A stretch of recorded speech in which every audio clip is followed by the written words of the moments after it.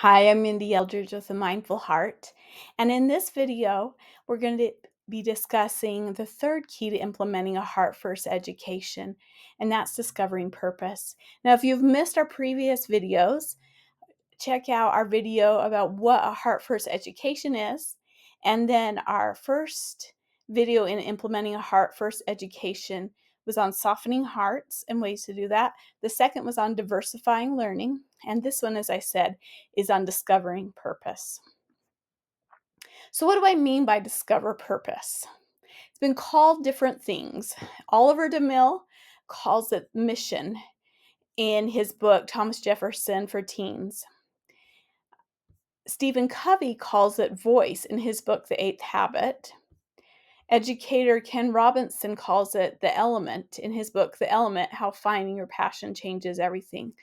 Now, no matter what you call it, whether it's mission, voice, element, or something else, what we're talking about here is helping individuals, specifically children and youth and those we're teaching, to discover their purpose in life, whether it may be one area of purpose that they want to focus on or several.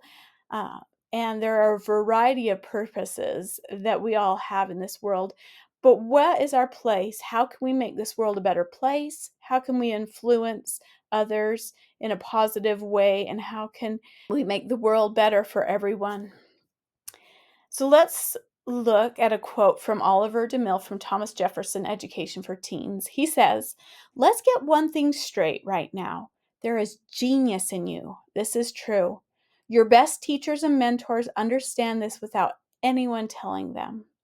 A great education is all about finding your genius, finding who you really are and what you were born to do, and then developing your genius so you have the knowledge, skills, and wisdom to be who you were born to be.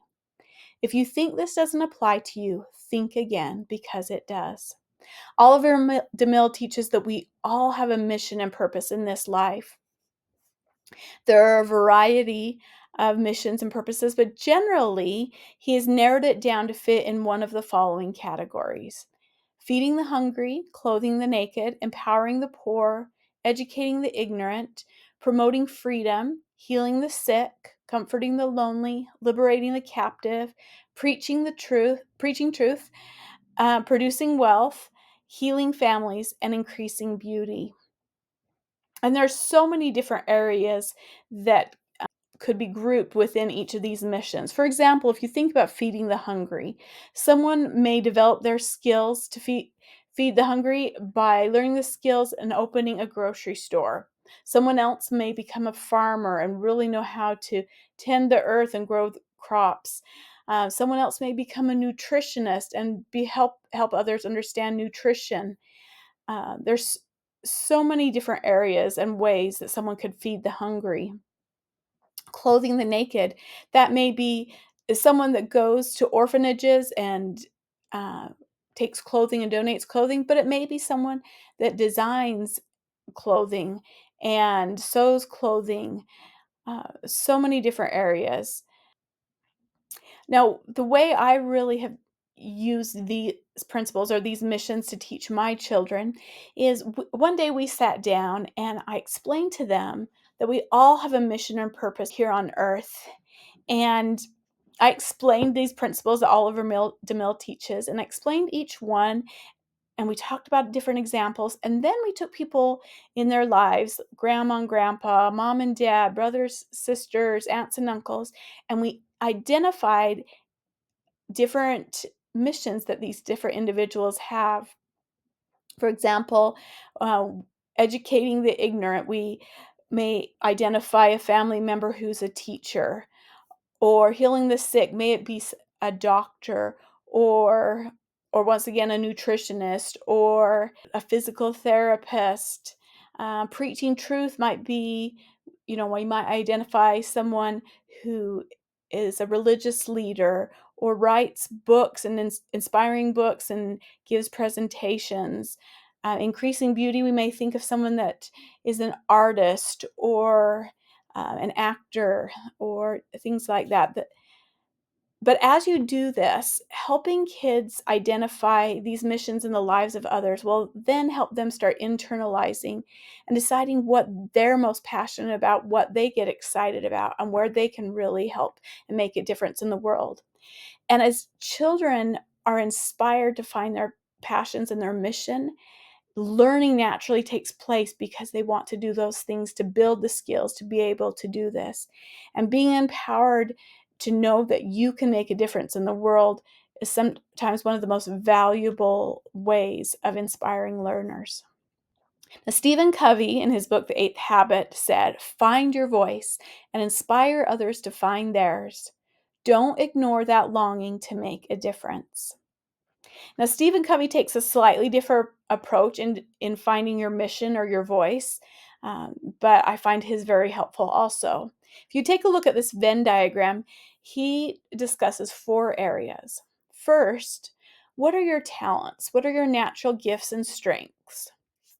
2, what needs do you see in the world around you? 3, conscience. What is that voice inside of you prompting you to do? And 4, passion. What things naturally energize and excite you? And when those 4 things come together, that's when we can find our voice. And really, to tap into our voice, we need to have the balance of all 4 areas. We may have a strength in one area, but if there's not a need for it in the world, or we're not passionate about it, then we are not able to truly make a difference. So as we teach our children, we can help them draw charts like this, create vision boards with these different areas, and really help them be inspired in finding their talents and passions in helping the world using this setup. All right, Ken Robinson, educator, an English educator, said, "The fact is that given the challenges we face, education doesn't need to be reformed, it needs to be transformed. The key to this transformation is not to standardize education, but to personalize it, to build achievement on discovering the individual talents of each child, to put students in an environment where they want to learn and where they can naturally discover their true passions." As we help children grow and develop, let's keep at the forefront of our minds, helping inspire them to make a difference in the world and find their place, their purpose in helping others. So that ends our series of Heart First Education. I hope you will remember, as you are teaching your children and teaching others and sharing and learning and growing with others, the 3 keys to implementing a Heart First Education. First, do those things that help soften hearts. Second, diversify learning.